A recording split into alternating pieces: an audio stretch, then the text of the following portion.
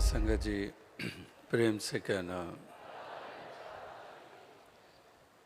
साध संगत,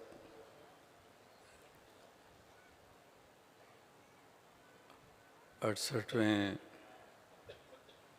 संत समागम के 5वें दिन आपके दर्शन हो रहे हैं।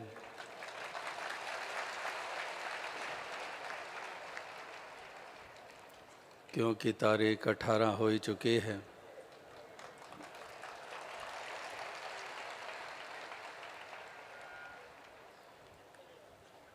और ये 5 दिन जिस तरह से बीते हैं, 4 दिन बाकायदा, 3 दिन जहाँ पर गीत कविताएं और व्याख्यान श्रवण करने को मिले, देश के भिन्न भिन्न हिस्सों से जो नुमाइंदगी हुई, उसमें हमने भिन्न भिन्न भाषा के रंग भी देखे। और फिर चौथा दिन निश्चित जो हुआ था, जो एक वंदना के रूप में ये कलाकार नौजवान कला का सहारा लेकर साध संगत को रिझाने में, साध संगत की आशीर्वाद प्राप्त करने के लिए जो अपने आप को प्रस्तुत किया, जो भी प्रस्तुतिकरण हुआ, जो एक उत्तम संदेश के रूप में भी था, प्रेम की भी अभिव्यक्ति थी और एहसास कराने के रूप में भी कदर कीमत हमारे मनों में हमेशा रहे। जो मिशन कहाँ से आरंभ हुआ और ये तमाम यात्रा जो आज तक चली है, इस यात्रा को तय करने वाले अनेकों भक्तजन हुए, जिन्होंने कितने कितने तप किए, त्याग किए, कितनी सहनशीलताओं के प्रमाण दिए, कितनी विनम्रता के प्रमाण दिए, कितने अकीदे विश्वास की परिपक्वता के प्रमाण दिए। तो ऐसे देन को भी याद किया जा रहा है। वो भी आपने ये प्रस्तुतिकरण में वो भी दृश्य देखे कि किस प्रकार से ये मिशन के लिए कितने कितने योगदान हुए हैं। जब से बाबा बूटा सिंह जी ने अकेले ये सच का पैगाम देना आरंभ किया और चंद ऐसे सामने आए जिन्होंने इस दात को प्राप्त किया, और उन्हीं में से शहंशाह बाबा अवतार सिंह जी।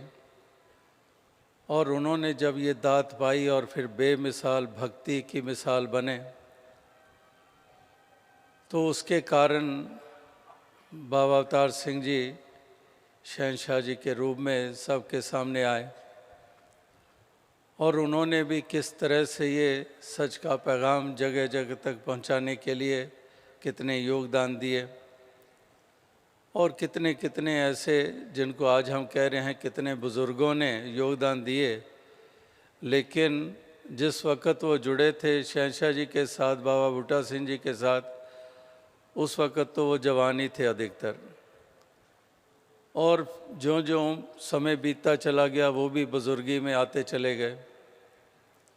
लेकिन नौजवानी की उम्र में ही उन्होंने ये दात को पाया और फिर इसी के लिए अपना आप सर्वत्र समर्पित करते चले गए। उनकी भी भीनी यादें हमारे जहन दिलो दिमाग में हमेशा बनी हैं और बनी रहें, और हमेशा हम उसकी कदर करते रहें। अनेकों रूपों में महापुरुषों के योगदान रहे हैं। जहाँ शहंशाह जी के इसी जो देन को आगे बढ़ाने के लिए बाबा गुरबचन सिंह जी ने इसको और कितनी अधिक रफ्तार दे दी, जो उनको महसूस हुआ कि अभी कुछ धीमी सी रफ्तार है, अभी कम पहुंच हो पा रही है मिशन की। और उन्होंने फिर इसको केवल रफ्तार ही नहीं दिया, इसको फैलाव भी दिया, दोनों रूपों में, रफ्तार भी फैलाव भी। और उसी के नतीजे में हमने देखा कि मिशन कहाँ से कहाँ पहुँच गया। और बाबा गुरबचन सिंह जी का साथ राजमाता जी ने जिस खूबी के साथ दिया, ये भी हमारे सामने है। और फिर सन 1980 के बाद जब दास पे ये जिम्मेदारी आई, तो राजमाता जी ही एक बहुत बड़ा सहारा रहे। उन्होंने उससे पहले 1980 से पहले शहंशाह जी के चरणों में बाबा गुरबचन सिंह जी के साथ जिस तरह से उन्होंने ये निरोल भक्ति की, ये सच का प्रचार प्रसार किया, तो वाकई ही वो एक बहुत बड़ा सहारा। तो अभी भी ये जिक्र हुआ कि राजमाता जी गीत बोला करते थे, और कोई गिफ्ट की बात हुई तो दास तो यही समझता है कि गिफ्ट दास ने क्या देनी है। दास तो यही चाहता है कि दास को गिफ्ट मिले इस रूप में, जो उस दिन कहा कि राजमाता जी वाला जीवन हर कोई जी पाए।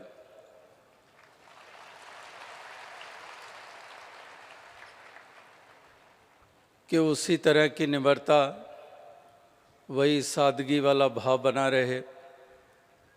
कभी भी उनकी ज़ुबान से बच्चे के प्रति भी कोई ऐसा शब्द नहीं सुना।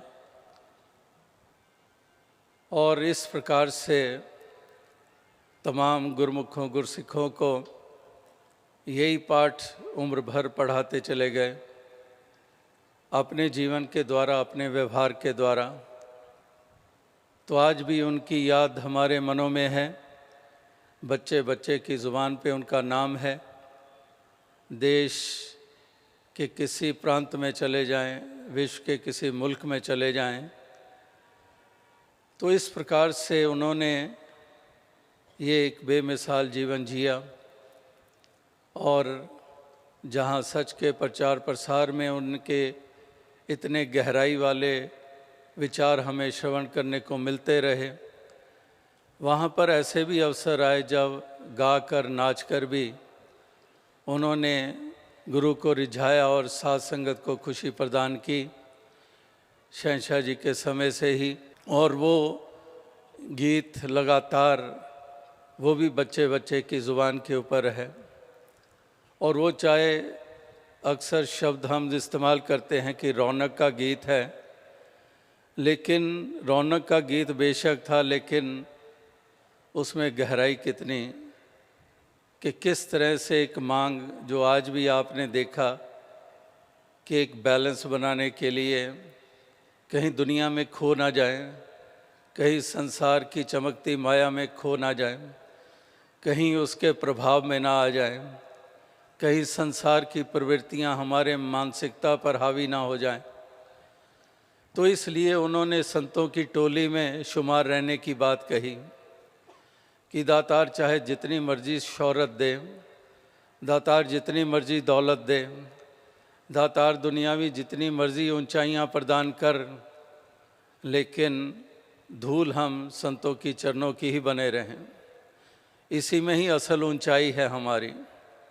वो शोहरतें तो ऊंचाई नहीं प्रदान कर पाती हैं, दुनियावी दृष्टि से होती होगी। अगर दुनियावी दृष्टि से ही देखें कि शोहरत मिली, लेकिन अगर विनम्रता साथ बनी रहती है तो वो शोहरत भी कायम रहती है। इधर निम्रता छोड़ दें, उधर शोहरत भी, वो भी डाइल्यूट हो जाती है। तो इसलिए निम्रता हमारी बनी रहे, सत्कार का भाव हमेशा हमारा बना रहे, और हम छोटी छोटी बातों से ऊपर उठें। जैसे वो कहावत है कि छोटी छोटी बातें मनों में रखने के कारण बड़े बड़े रिश्ते कमज़ोर हो जाते हैं। कि एक छोटी छोटी बातें हमारे बड़े रिश्ते को कमज़ोर कर देते हैं। सामाजिक रिश्तों को तो करते ही हैं, लेकिन गुरमुखताई में तो और ज़्यादा नुकसान करने वाले होते हैं, और ज़्यादा ये हमारे लिए हानिकारक होते हैं। बात छोटी सी होती है, लेकिन उसको बड़ा बनाने वाली जो प्रवृत्ति होती है वो वास्तविकता में बहुत बड़ी हानि का कारण बनती है।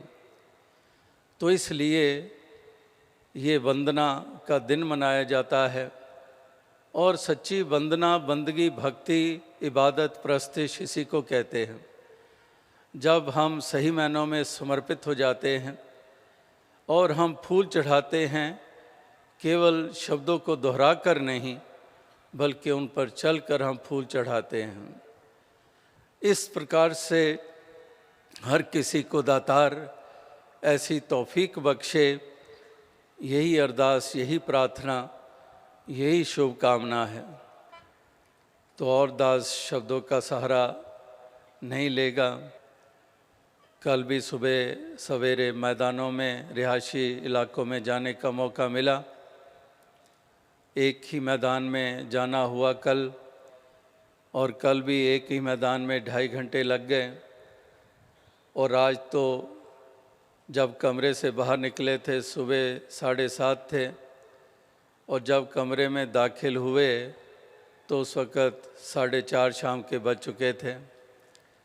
तो 9 घंटे का ये सफ़र, ये बाकी के 3 मैदानों का, और किस प्रकार से वो भी एक अपने आप में ही अद्भुत नज़ारा, जहाँ पर कितने कितने रूपों में हमें भिन्न भिन्न प्रांतों के ऐसे सुंदर रूप देखने को मिलते हैं। और किस तरह से वहाँ पर सेवा दल के जवान जो लगातार सेवाएं करते हैं, जो इस पंडाल में भी नहीं पहुँच पाते, और जब वहाँ आँख से आँख मिलती है, इधर आँख मिलती है, एकदम आँखें छलक जाती हैं उनकी, क्योंकि जो यहाँ पंडाल भी नहीं पहुँच पाते तो उनको कैसी खुशी महसूस होती होगी कि एक नज़र मिल गई तो वो सारी थकावटें जैसे कहीं भाग गई। तो इस प्रकार से ऐसा एक प्रेम, उसका सीधा सीधा नज़ारा देखने का मौका मिलता है। वो महसूसियत पूरी पूरी होती है, और दास की भी कोशिश यही रहती है कि अधिक से अधिक निगाहें मिल पाएँ।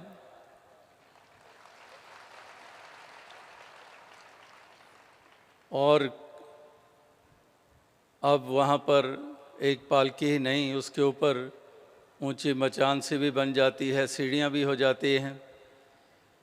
तो इन 9 घंटों में पता नहीं दास कितनी सीढ़ियाँ चढ़ा होगा, पता नहीं कितनी स्टोरीज बिल्डिंग की चढ़ गया होगा। तो उससे एक और फ़ायदा हुआ कि कुछ कैलोरीज और बर्न हुई। तो दास ऐसी ही अरदास करता है कि दातार कृपा करे कि ये खुशियाँ हमेशा बनी रहे, हर हाल में बनी रहें।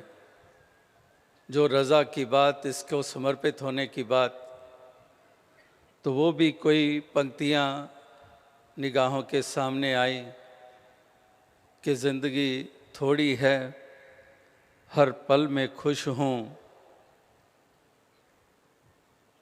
काम में खुश हूँ, आराम में खुश हूँ।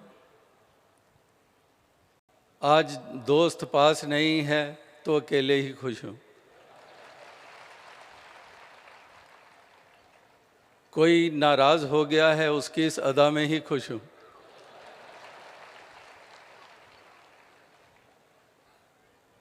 कि कल तो बीत चुका है, उसकी मीठी याद में खुश हूँ।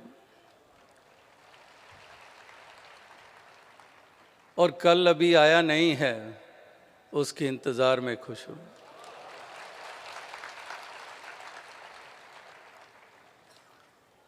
और आखिर में ये पंक्ति आती है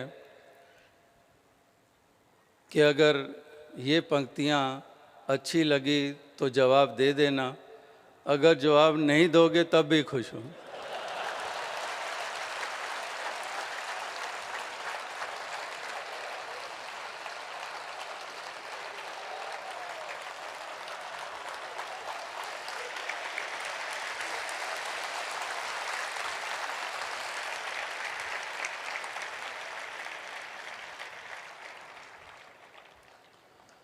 तो इस प्रकार से ऐसी मन की अवस्था हर किसी की बने कि हर हाल में खुश रहें, हर हाल में एक आनंद बना रहे। यही एक अरदास, यही प्रार्थना है। जो शुक्राने की बात हो रही है, शुक्र की बात हो रही है, ये इस प्रकार से ये शुक्राना ये हमेशा बना रहे, क्योंकि भक्ति केवल शब्दों से नहीं निपटती है। इसीलिए यहाँ पर कर्म को विशेषता दी गई है। और ज़ुबानों की क्या बातें करें, बोलों की क्या बातें करें, वो तो अंग्रेज़ी में भी कहावत है कि long is the tongue and short is the hand, कि ज़ुबान तो लंबी होती है लेकिन हाथ छोटे होते हैं, यानी कि कर्म नहीं किया जाता है। बोल तो बोले जाते हैं, कान तो हो गए बंद सभी के, रह गई सिर्फ ज़बानें। कि कान बंद हो चुके और रह गई सिर्फ ज़बानें।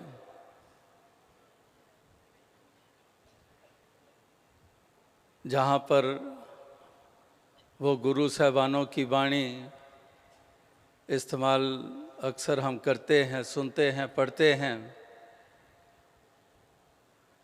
तो उसमें हम अक्सर पढ़ते हैं कि एक ने कही दूसरे ने मानी, नानक आखे दोनों ज्ञानी। कि एक ने कही और दूसरे ने मान ली।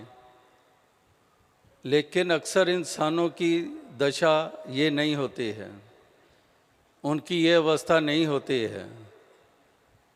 और उनकी अवस्था कैसी है वो भी किसी ने बयान किया कि एक ने आखी दूसरे ने कही, कहता हूँ मैं दोनों सही। तो इस प्रकार से कहने में ही यकीन रखते हैं, सुनने में नहीं।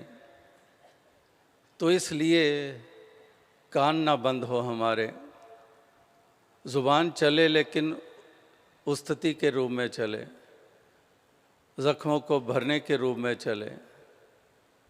और इस प्रकार से संत महापुरुष भक्तजनों का जीवन का ये सफ़र हर प्रकार से एक आनंदमय भी हो और हर बीतता हुआ दिन जीवन में और निखार लाता चला जाए।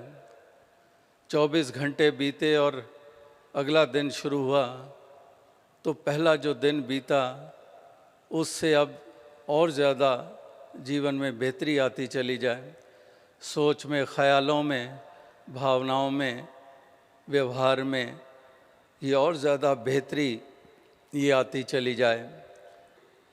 तो इस प्रकार से यही एक अरदास, यही प्रार्थना है कि दातार सबको तौफीक दे, सबको ये कृपा करे कि सब इस प्रकार से ऐसी एक अवस्था में आते चले जाएं, आनंद प्राप्त करते चले जाएं, खुशियाँ प्राप्त करते चले जाएं।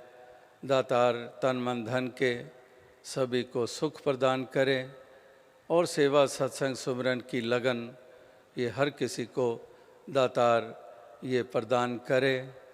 और इस प्रकार से ये जो आपके साथ ये जो मिलने के मौके मिले हैं, मन के तार तो वैसे तो जुड़े होते हैं, मन करके तो मिलाप होते ही रहता है, लेकिन इस तरह से शारीरिक रूप में भी नज़दीकत मिलती है तो उसकी अपनी ही एक खुशी होती है।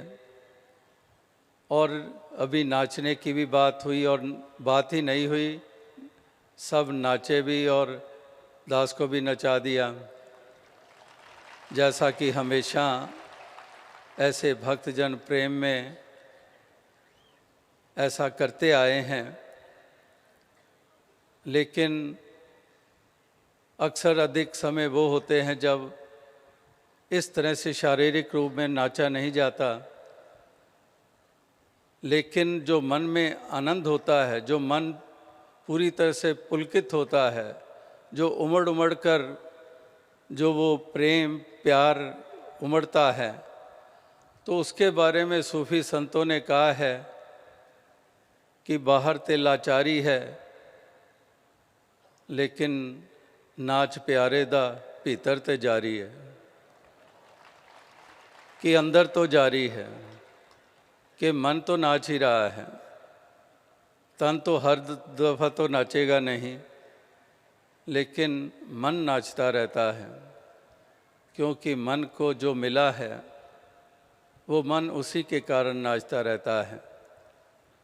तो आओ साथ संगत और अधिक शब्दों का सहारा ना लेता हुआ दास अंत में फिर से यही अरदास करेगा कि दातार कृपा करें, आप सभी को हर प्रकार से ये भक्ति निभाने की शक्ति दे, इस नाम के रंग में रंगे रहें, गुरमत के अनुसार जीवन के सफ़र को तय करते रहें, और इस तरह से जब अपने अपने घरों को लौटें, जैसे कल कहा, तो वहाँ पर भी यही एक अवस्था हमारी मन की बनी रहे और सभी जगह पर हम ये सच का पैगाम देते चले जाएं।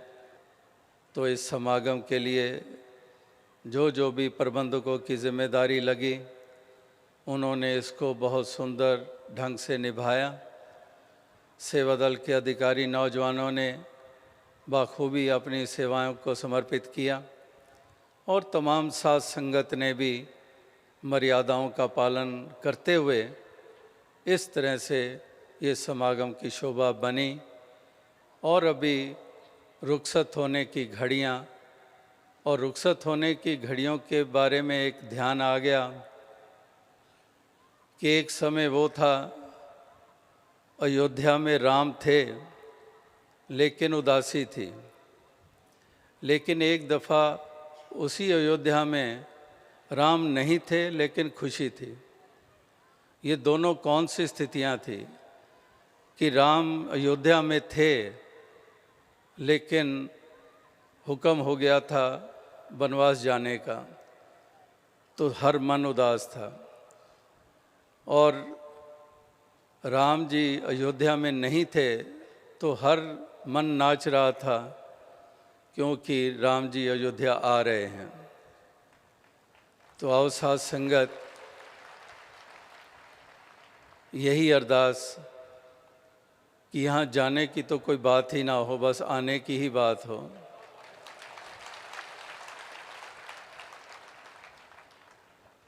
साडे वेड़े आया कर यार सुबह शाम यार। तो इस प्रकार से दास और अधिक शब्दों का सहारा नहीं लेगा।